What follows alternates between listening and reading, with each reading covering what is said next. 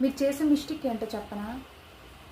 After marriage ఆ తర్వాత కూడా మీరు బాయ్ ఫ్రెండో ఆర్ గర్ల్ ఫ్రెండ్తోనో రిలేషన్లోని ఉండకపోయినా సరే కాంటాక్ట్లో ఉండాలి అనుకోవడం, అది మీరు చేసే పెద్ద తప్పు.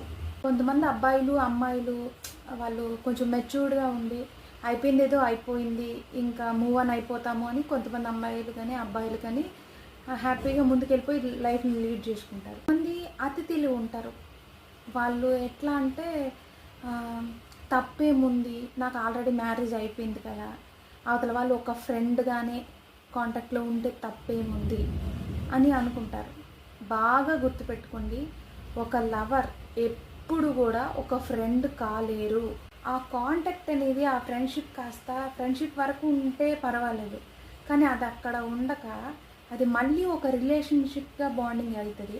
అప్పుడు మీకు అర్థమవుతుంది టార్చర్లా ఉంటుంది. చాలామంది అమ్మాయిలు అబ్బాయిలు ఇప్పుడు వైఫ్ని కానీ హస్బెండ్ని కానీ చంపేయడానికి అసలు పెద్ద రీజన్ అంటే ఇవే.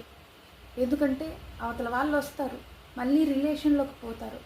అప్పుడు ఏంటంటే ఉన్న వాళ్ళని వదిలేయలేక అవతల వాళ్ళు వచ్చిన తర్వాత మీకు ఇంట్లో వాళ్ళు నచ్చడం మానేస్తారు, వాళ్ళ మీద ఇంట్రెస్ట్ మొత్తం దొబ్బేస్తుంది, వాళ్ళు ఏం చేసినా తప్పులాగే ఉంటుంది. కాబట్టి నేను చెప్పే అడ్వైజ్ అనుకోండి, నేను చెప్పే విషయం ఏంటంటే గతం గతహ అయిపోయింది కాబట్టి, మీకు ఎలాగో మ్యారేజ్ అయిపోయి ఉంటుంది, 2 పిల్లలు ఉండుంటారు, అయిపోయింది అక్కడే విడిచిపెట్టేసి అక్కడితోనే విడిచిపెట్టేసి హ్యాపీగా మీ వైఫ్నో లేదా మీ హస్బెండ్తోనో ఆ రిలేషన్ని మంచిగా ఇంకొంచెం బాండింగ్ బిల్డ్ చేసుకోవడానికి చూడండి.